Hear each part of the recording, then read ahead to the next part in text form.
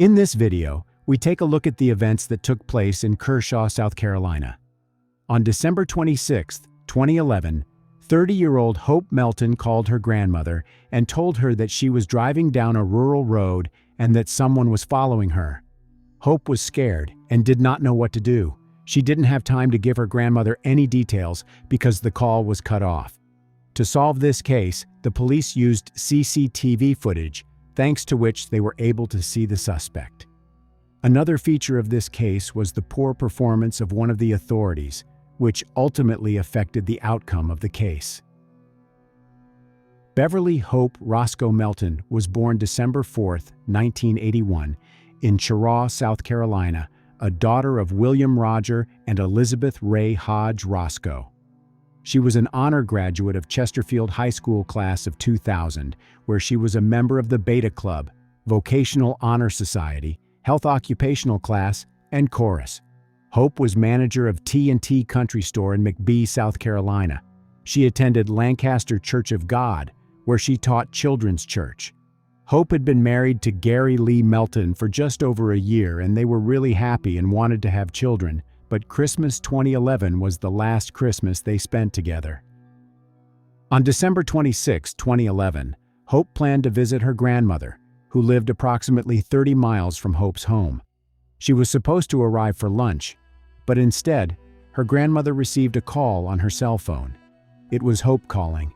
In a worried voice, she informed her grandmother that someone was following her. She asked for help. The call was cut off, and then Hope's mother and her grandmother got in the car and drove to look for Hope. 5 miles away on a long stretch of country road, they spotted Hope's car parked on the side of the road. But Hope herself was nowhere to be found. Her grandmother immediately called 911. The call was transferred to the county sheriff's office. When the sheriff's office received the call, it was transferred to police officers as a missing person call. It is very important, as soon as a missing person report is received, to start acting quickly. So one of the sheriff's deputies immediately went to the scene. He took a look at Hope's car. There was no damage to it. It was in good working order. So the version of a traffic accident was immediately ruled out. Hope's purse was in the car, but her wallet was missing. A forensic team searched the car, but found no clues as to Hope's whereabouts. Volunteers and police began combing the neighborhood for any clues. Hope's shocked and distraught husband, Gary, arrived on the scene. He informed the police that Hope had planned to stop at a gas station on her way to visit her grandmother. That was the only lead the detectives had at the time. The distance from Hope's house to her grandmother's house was approximately 30 miles. There were 4 gas stations along that route, and the detectives decided to check each one in order. The first gas station visited by the detective investigating Hope Melton's disappearance had security cameras. The detective began looking through the footage, hoping to see Hope on it. According to her husband, she left the house around 11:45 a.m. The detective asked the manager to show him the footage from an hour before Hope had called her family in a panic. At 12:19 p.m., a male customer walked into the store and everything looked normal. The detective continued watching the video. 3 minutes later, a woman appeared in the frame. Hope is blonde, about 5 feet and 5 inches tall, and weighs about 140 pounds. She was wearing a pink shirt and blue jeans. The detective immediately realized that the woman in the footage was taller than Hope, and it wasn't her. They scrolled through the tape until 12:45, but Hope never showed up. That meant she had probably filled up her car at some other gas station. Hope's family was in a state of shock. They searched for plausible explanations for her disappearance. There was a faint hope that she had simply gotten stuck in the mud and left the car. Perhaps someone had picked her up and taken her somewhere for help. They hoped Hope was okay and would be home soon. Meanwhile, the detective investigating her disappearance visited a second gas station that was only 10 miles from where Hope's abandoned car had been found. There were also surveillance cameras there that could help solve the case. Upon arriving at the gas station, the detective first spoke to the manager and told him that they were looking for a missing woman. When the detective described Hope's appearance and said what kind of car she was driving, the manager recalled possibly seeing Hope around 12 p.m. A surveillance camera that had been installed outside left no doubt that Hope Melton had been at this gas station before she disappeared. She had refueled her vehicle, and it appeared that nothing was bothering her at that moment. Footage from another camera showed a man holding the door for Hope, and she headed inside. Hope paid for her gas and exited the store.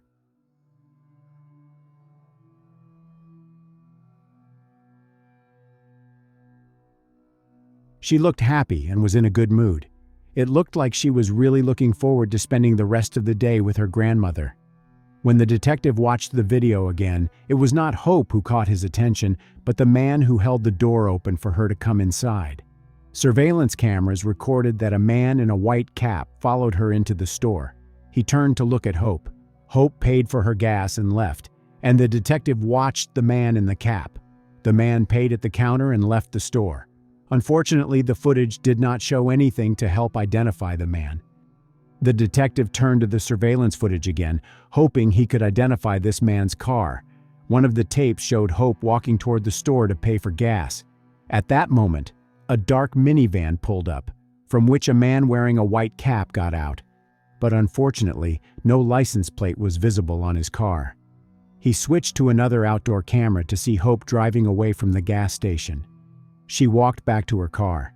As she was about to pull away, a gray car pulled up. A man got out of it and turned to watch Hope's car pull away. But neither this driver nor the man in the white cap followed Hope out of the gas station. The detective watched this segment over and over again, trying to catch every detail he could. He was sure that there were further clues hidden in the gas station footage, and he just had to find them. And he was not mistaken. He switches to the first camera to the moment when Hope is walking back to her car. Another car comes into frame. It's an orange Chevy. The Chevy crosses the parking lot and turns back to the exit. And as Hope pulls away, the detective notices something important. The orange car follows her. The detective assumes that he noticed the car following Hope in the lead-up to her disappearance. Having obtained evidence that Hope had been followed from the gas station, the police had to figure out what happened next. Meanwhile, the search party found frightening evidence. 6 miles from Hope's abandoned car, they found a pink bracelet and a blood-spattered blanket. The bracelet was identified by Hope's husband. He had given her the bracelet as a Christmas present. All of this raised serious concerns for Hope's well-being. After the detective watched the gas station surveillance footage that showed the orange Chevy following Hope's car, he had to make sure it wasn't just a coincidence. On her way to her grandmother's house, Hope had to drive past an office building that had numerous surveillance cameras. The detective drove there, but the building was still closed for Christmas. It took some time to find an office manager who had keys and understood the CCTV system. There were many surveillance cameras on the building for the parking lot and the road Hope could use to get to her grandmother's house. The detective's main goal was to see if the orange Chevy was following Hope or if it turned somewhere else. Since the offices were closed for Christmas, the cameras were set to record only when they sensed movement. The detective began looking at the footage shot just after 12 p.m. The detective saw Hope's vehicle appear in the frame at 12:06 p.m. 2 seconds later, an orange car that had previously been seen by the gas station appeared in the frame.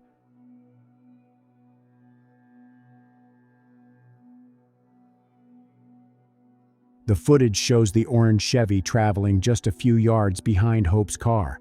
Both vehicles are heading north toward the road through the woods where Hope's car was found. The quality of the footage did not allow the license plate numbers to be seen, but it is a recognizable vehicle, and police have put out an APB.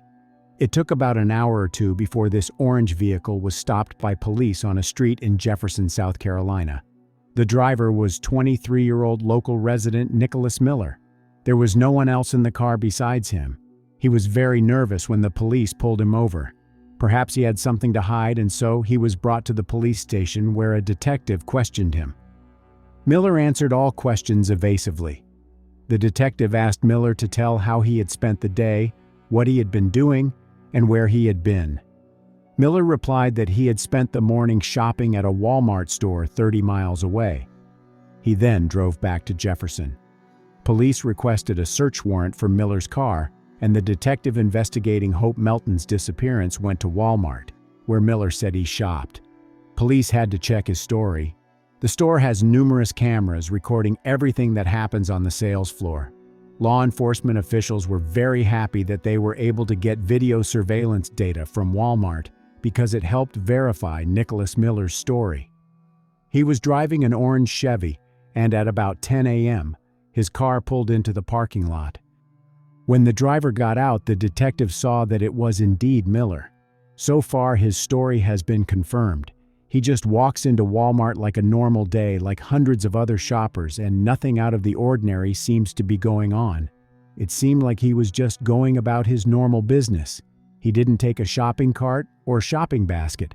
But as the tape played, the detective realized that Miller was no ordinary shopper.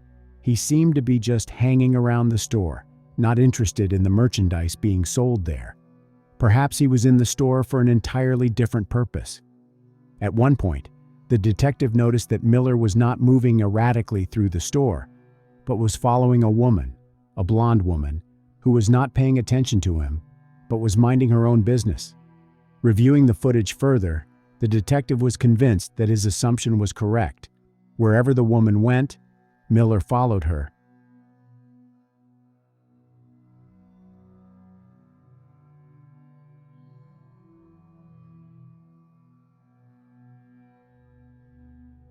But a few moments later, she reappears in the footage again, and this time with a man. At this point, it would be safe to assume that Miller realized that this was an unrealistic target for him. A few minutes later, the couple leaves the store. Investigators speculated that the woman may have been lucky to escape. After a few more minutes, cameras captured Miller leaving the store. As he exits Walmart, it appears that he is frustrated because a potential target has slipped from his grasp. We can only assume at this point that he is heading back to Jefferson, where he will eventually meet Hope at a gas station. Hope's family had hoped for her safe return home, but when police obtained a search warrant for Miller's car, it was clear that something terrible had happened to Hope. While examining the car, forensic investigators saw blood spatter on the passenger side fender and on the driver's side bumper. They also found Hope's wallet in Miller's car. Now that the authorities had new evidence, the decision was made to question Miller again. It is important to note here that the interrogation was conducted by Chesterfield County Sheriff Sam Parker. Remember that name? It's important. During the interrogation, Miller began to deny his involvement in Hope Melton's disappearance, but when informed of the evidence found, Miller finally admits his guilt and agrees to take the police to Hope's body. Miller led detectives to a remote turkey farm 14 miles from where Hope's car was found. She was lying on the ground, on her back, face up, with no clothes on. It was a truly horrific scene. Miller was unable to give any explanation that could explain why he did it. Hope's family was informed of the discovery of her body. What had happened to her had forever changed the lives of those who knew and loved Hope Melton. Now police could finally piece together the events that led to Hope's death. Investigators learned that Miller had recently broken up with his girlfriend. They believe this may have been the cause of his nervous breakdown, but we'll never know for sure. At the gas station, Miller saw Hope filling up her car. It was at that fateful moment that he decided to pursue her. She had had a wonderful Christmas with her family and was looking forward to a wonderful day with her grandmother. She had no idea someone was following her. As soon as they reached a backwoods road, Hope realized she was in danger and called her grandmother. Miller admitted that he had forced Hope off the road. He pulled her out of her car and forced her into his car. He then drove her into the woods, ripped off her clothes, and of course you realize what he did after that. Miller tried to cover his tracks. He took Hope to a turkey farm where he beat her to death with a baseball bat and dumped the body. She stopped for gas, and a chance encounter with the monster ended horribly for Hope. It's beyond human comprehension. Nicholas Miller has been charged with multiple counts. In the run-up to the trial, his ex-girlfriend provided police with horrifying evidence. In photos she took, Miller chased her in his orange Chevy just hours before he kidnapped Hope Melton. Now we need to get better acquainted with Chesterfield County Sheriff Sam Parker. As I said, it's very important in this case. Parker was fired from the police force, and I'll explain why that happened. Officials say Parker gave special treatment to inmates, took property intended for the sheriff's office and used it for himself, and gave uniforms, badges, and weapons to civilians. Parker let 2 inmates sleep and live in outside the jail in exchange for doing work on his property. While in the armory, where the inmates were allowed to sleep, they had access to the internet, phones, and had unlimited, unsupervised visitors, all with the former sheriff's knowledge. Prosecutors also said Parker gave inmates at the jail special treatment that included alcohol and unsupervised visits with women. They were allowed to go shopping and dine out in restaurants. In exchange, the inmates allegedly performed work on the then sheriff's house and personal property. As a result, the former sheriff went on trial. During Parker's trial, Mike Lee, who is serving a 15-year sentence for arson, testified against the former sheriff. Lee testified while in the Chesterfield County Jail, he was able to furnish his cell with flat-screen TVs, a fridge, and a new mattress. Lee purchased the items with his own money sent from family. Lee told jurors that he would eat lunch with deputies and he was allowed to purchase and wear regular clothes instead of his jail outfit. Lee said he worked at one of the county's impound lots where he had access to internet, phones, and a Facebook account. Eventually, Lee moved out of the jail into the sheriff's armory where he had sex with a female visitor and hosted his birthday party where guests ate filet mignon and drank alcohol. A party thrown by an inmate at the sheriff's office is out of this world, isn't it? Share what you think about it in the comments. During his time in Chesterfield, Lee said he was able to take a private jet from Cheraw to Mount Pleasant to see his wife and child. Lee also testified he was driven to Florence, South Carolina, along with another inmate by a deputy in a marked sheriff's car to meet a female friend for a lunch date.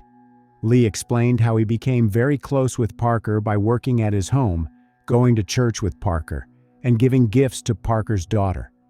In 2014, Parker was found guilty on 5 counts of misconduct in office, 2 counts of giving contraband to inmates, and 1 count of embezzlement, and was sentenced to 2 years in prison with the possibility of parole. As the judge prepared to hand down Parker's sentencing, the former sheriff became emotional, apologizing to the people of Chesterfield County, family, and friends. After the verdict, Parker apologized to his family for embarrassing them and to his fellow law enforcement officers. As I mentioned earlier, it was Sheriff Sam Parker who interrogated Miller when Miller confessed to the crime and led the police to Hope Melton's body. Miller was facing the death penalty, but because of the sheriff's actions, prosecutors were unable to seek the death penalty. The fact is that during the interrogation, the sheriff promised Miller that if he confessed to the crime and told what happened to Hope Melton, he would not face the death penalty. The sheriff had no authority to make such a promise to a suspect. Miller believed the sheriff and confessed to the crime. In doing so, Sheriff Parker compromised the case. In a release, Solicitor Dan Johnson said former Chesterfield County Sheriff Sam Parker severely jeopardized the case. Johnson said Sheriff Parker got a confession from Miller under the illegal promise he wouldn't seek the death penalty. As a result of Sam Parker's gross misconduct in coercing Nicholas Miller's confession with a promise of leniency, all statements made in reliance on that promise would be properly suppressed at a trial in this matter, Johnson said in the release. In March 2015, 26-year-old Nicholas Miller pleaded guilty to all charges. He was sentenced to life in prison without the possibility of parole.